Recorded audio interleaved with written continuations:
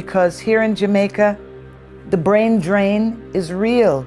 If you only knew the number of principals and teachers I am meeting in the States. Where do they come from? Jamaica. I'm looking at a headline right now on social media. 400 teachers resign in 11 days. Where? Here. In Jamaica. I don't know about anybody, but when oh my God, I could almost cry when you hear that 400 teachers have left the career of educating our children. You better ring the alarm. You better sound the alarm, because where are they going? Where are the children going? Where are the nurses going? Where are the nurses going? Where are the doctors going? The brain drain has always been a problem in Jamaica in my lifetime, and it has gotten worse. When teachers are leaving and Canada is putting it out there that we need teachers, and they're giving them the money to seek higher education, where does that leave us? They're going because the opportunity is there, and we have to give them the opportunity to stay here. If you have not visited some of these classrooms, go look and see what our children are dealing with here in Jamaica. If you have not visited the hospital, KPH, if you have not visited these places, you don't know what's happening. That's why some people, guess what? They have that kind of insurance where they can just fly out. Or they have to have a fund saved up in case they get sick. But back to education. If a 4 or 5 year old has no place to go this month, that's a problem. Because, and I'm just going to say this right now, criminals in the United States are getting younger and younger because they think that criminals that are young are not going to get the same sentencing. Well, you want to know what they're working on now? How to sentence those children like adults and keep them imprisoned for life. So when a 5-year-old has no place to go this September because there is no teacher, no school, no classroom for them, you better be afraid. And I mean very afraid, because you're not seeing nothing yet. Hello everyone, I hope you're all doing fine. Now let's watch this video of American Jamaican actress who has a wake-up call for all black people. Now she says this about Jamaica and the whole internet explodes. So let's watch, then have a quick discussion at the end of it. Thank you so much. You know, our whole agenda is unity of the race. So if I need to spend time with the Hebrews to further that agenda, if I need to spend time with the brothers and sisters in the Nation of Islam, if I need to spend time with the gods and earths, if I need to spend time with the black socialists, aka African internationalists, you know, if I need to spend time with the Nawapians, I can go amongst any religious, cultural, or political movement and be at peace. Because at the end of the day, no matter what people believe in or profess, we all came from one source. We all came from one ancestor, and everybody knows where that ancestor was, and that's Africa. And it ain't no way getting around that. So I'm okay with it. My thing is diversity should be appreciated in the black political struggle. And I think too often people are looking for people to be robots. They think everybody should be a cutout of them. I'm not into that. You know, I tell people all the time, I want to make you think. I don't necessarily need you to become a Pan-Africanist. If you think I'm still better off than where I was when I started with you. My thing is, can we work together? We don't have to agree on everything. We have to agree on certain things. The enemy is when somebody says, unless you pray as I pray, I can't work with you. Unless you become this, unless you believe in this, you going to hell, or, you know, being African don't matter, you know, or we're the chosen ones and the rest of y'all are not. Anytime that religious narcissism gets in there, now I got to step away, because what you preaching now is going to push us further apart. It's not going to bring us together. 60 years ago, on the 24th day of May, Kwame Nkrumah warned us. He said, if we are not united, they are going to interfere with us militarily. They are going to interfere with our economy. They are going to interfere with our agriculture. They are going to interfere with our health. In other words, we Africans must stop operating in silos. Rwanda alone will not confront them. Burundi alone will not confront them. But if we go through the regional bodies and ultimately the African Union, we may indeed succeed in putting away this bulwark. And the military bases that you see here is telling you that if you don't behave, we are going to use force. Sometimes I wish, and I'm saying this seriously, that we too had a nuclear weapon, because that is what Europe and America. My God, the number one person in science, Jamaica. The number one person in health and well-being, Jamaican. The number one person working on the next ship going to Mars, Jamaican. And it's like we just become the best at whatever we do. We're just so magnificent, but we can't really see it. We don't really value it. And I hate that we don't value that, because anywhere I go in the world and you say you're from Jamaica, oh my God, they love you. Japan, they love you. Europe, they love you. I've been on top of mountains. You say Jamaica, they love you. The things people always ask me, well, how does being Jamaican improve your life, make your life better? It always has, because I've always had my culture. I've always known who I was. When they'd have those culture days, or you know, your history days in the States, I always had my ackee and saltfish. I always had my bandana outfit, my skirt and my blouse. I always had my song to sing, you know. It made such a difference for me. And I remember my mother drilling in my head the prayer. You know, it seems as though sometimes when we leave the island, people just blossom, and it's like, my God, the number one person in science, Jamaica. The number one person in health and well-being, Jamaican. The number one person working on the next ship going to Mars, Jamaican. And it's like we just become the best at whatever we do. But when we stay, sometimes we don't realize how great we are. And it's like, how can we be here in what I call paradise and feel we cannot respect it more? The country deserves more. The country deserves better from all of us. I always say to people, don't leave and then don't come back. Don't leave and then when you're up there say bad things about Jamaica. Because believe it or not, when you left, you took your greatness with you. And I cannot stand to hear people talk badly about Jamaica, because trust me, when you're living in the United States, then they're calling your country a you know what kind of whole country. Don't tell me you feel good about that.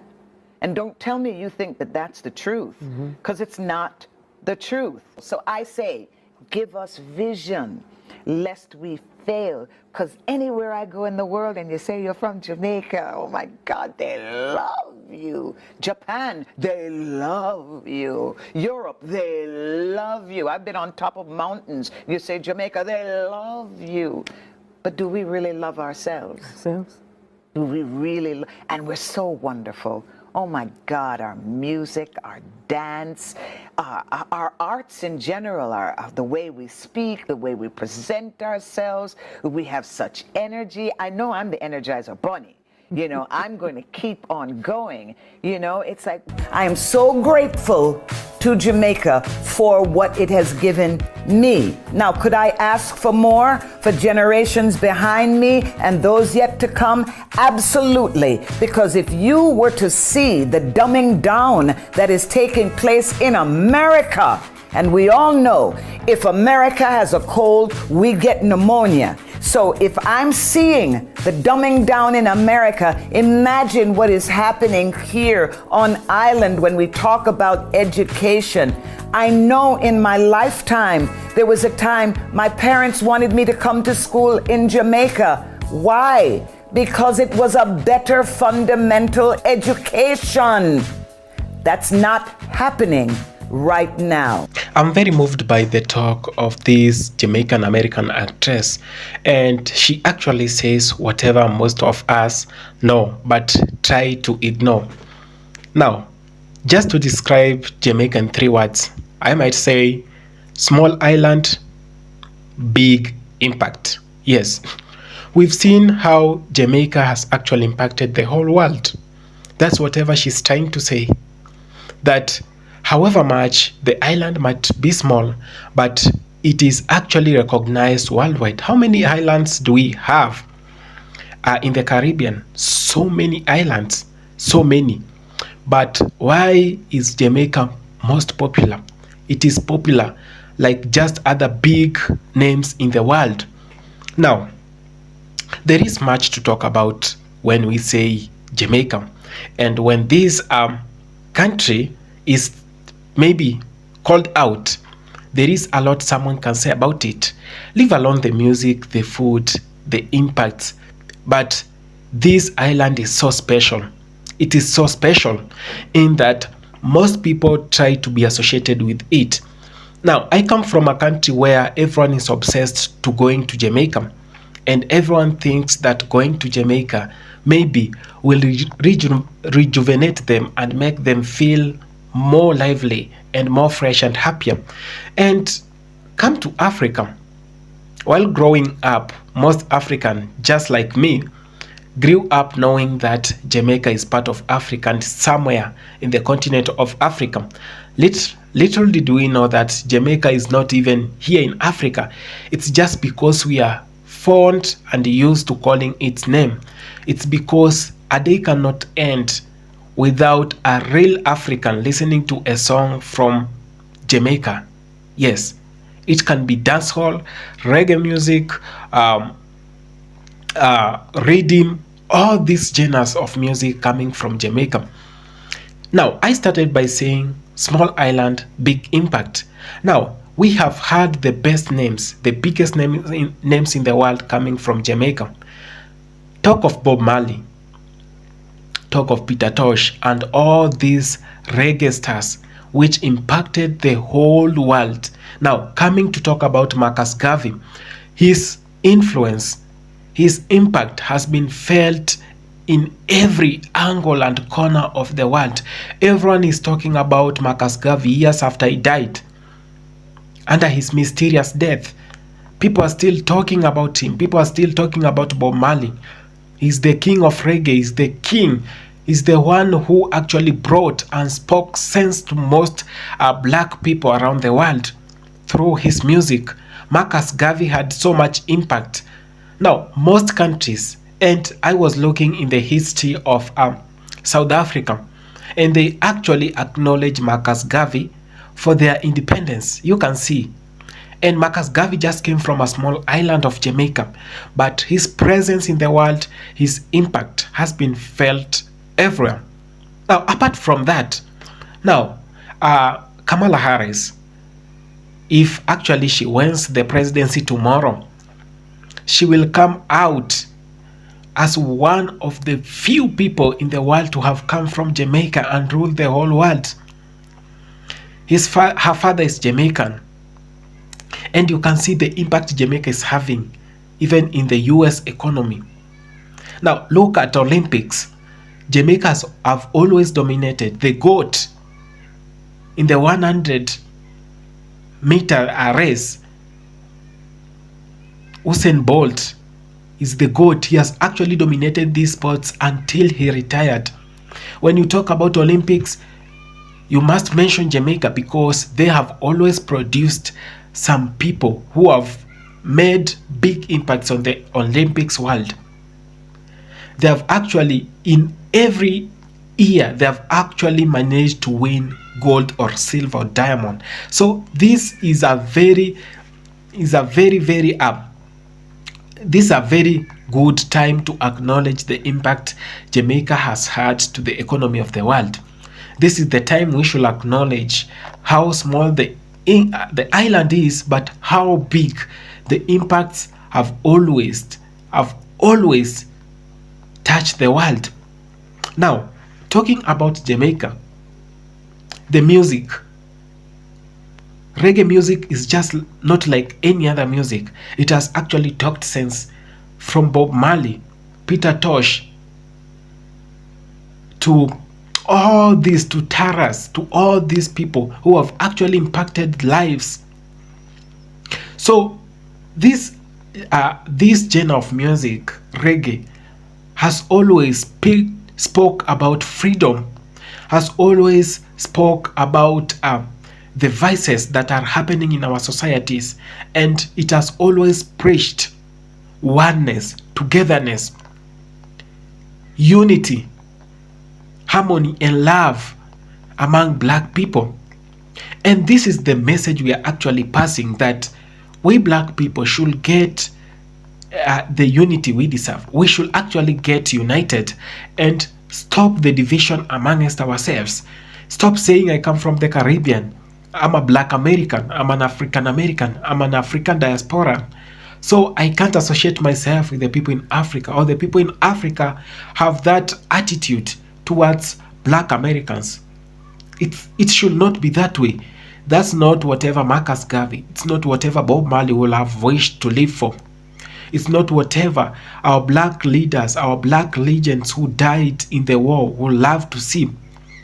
That's not whatever we desire as black people, because we've gone through systematic racism. For those in the diaspora know this better, that for you to get a job, for you to get a connection, for you to be treated well, you must belong to a certain race. And most black people have gone through this for 400 years, generation to generation. But whatever has always made us weak, and whatever has always made our oppressors to be more powerful, it's because we are divided. The division amongst us is so big. The ridge is so big. The gap is so big, it can't be filled up. And the only way we can do, and the only way we can fight systematic racism, the only way we can fight oppression, the only way we can stand for our rights and be treated equally, is one, by acknowledging each other as brothers and sisters with so much love. And that actually calls for unity. It calls for love. It calls for peace amongst ourselves. Let's not fight. Let's not be joyful when our brothers and sisters from the other end are suffering. Let's not rejuvenate in one another's troubles or problems.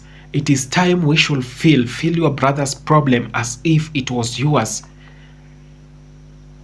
Let us embrace unity. It is the call of every legend who died, that black people surely be united. Marcus Garvey was going around the world, came to Africa, went to so many other parts of the world where black people are, just preaching the gospel of unity. And where are we not still united? Because of the economic disparities that exist between us, so that the people in Africa envy the people who live in the US because they feel like they have made it in life. So that the people in the Caribbean and the people in the US envy the people in Africa because they feel like the people in Africa sold them to the white man. That we, the people in Africa, made them to go through a lot of troubles. I'm not sure, there is no one in Africa right now who has lived for 400 years. Our black brothers and sisters were sold 400, 300 years back, who still exist. Our grandparents did that, and we are very much sorry for that. This is why we are calling for black unity. This is the time to embrace peace, love, and harmony, and unity too amongst ourselves. If you are not going to do that, we are finished, we are doomed. Black brothers and sisters, I humbly request you, let's acknowledge each other. Let's love each other. Let's support each other. The enemy has gotten the chance because of the division amongst ourselves. When we are divided,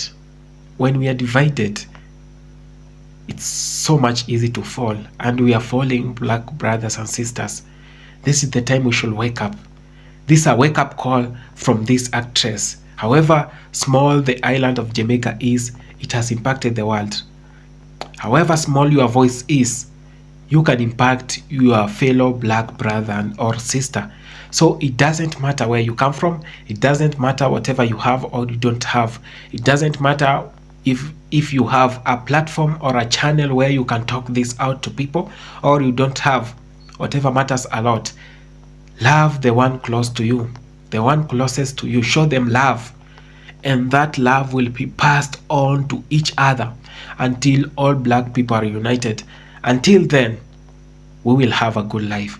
Thank you so much for having taken your time to watch this video. I appreciate so much. This is Eli from Africa, and if it's the first time you are coming across the channel Black Brothers and Sisters, consider subscribing and share this information. Thank you so much.